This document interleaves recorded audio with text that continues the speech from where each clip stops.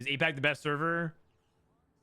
It's not really a server, but they're the best major region, I think. Yeah, I think it goes APAC. I think it goes... I think it goes... APAC, number 1. APAC. They have, like, the best of every sub-region. Like, individually, their countries wouldn't be the very top compared to, say, like China or USA. But like they're top, but it's like there's too many countries that have like 1 to 2 or 1 to 3 like incredible players that make up a pool of like 40 plus final bosses, you know. it's just like one of there's too many countries in APAC that just got merged, and now they're just like the best. So they're just like a super region. But like in the past, because like in the past, APAC was separated into like 8 subregions with 1 or 2 spots each. You know, it was like it was just like a giant diaspora of stuff. Our paths cross again. Yeah, don't go away. You got this. You got this, Lily. Is Taito an APAC player? Yep, he's from Japan. And then second best region is probably just China. They're always ahead of the meta. They're just always, no matter what, China is always ahead of the meta. They just know things before we do. I don't know if there's been a patch where we've been ahead. They're just always ahead of the meta, just straight up.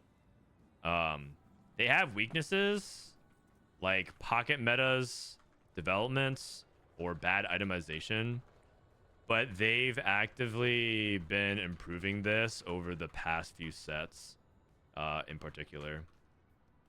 They specifically like do a bunch of things to try to like address their meta developments. I would also say that they're somewhat suffering from popularity contests over competitive merit, like their Pro League or streamer seeds. And this actually affects Korea as well.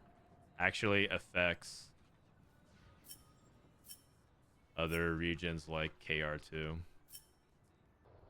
And by the way, APAC tends to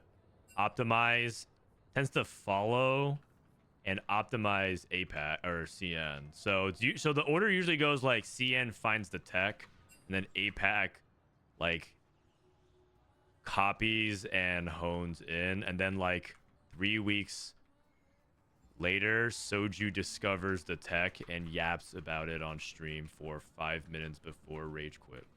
This is basically the order of what's been happening for the past couple of sets.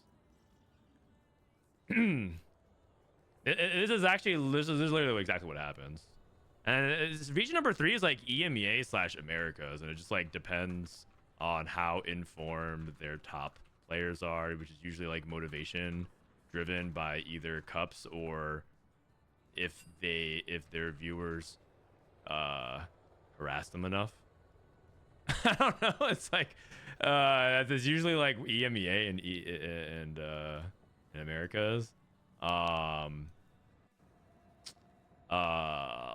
The good news is that there's lots of emerging talent, and talent pool is quite deep. I actually think EMEA and America tends to have really good talent pool as well.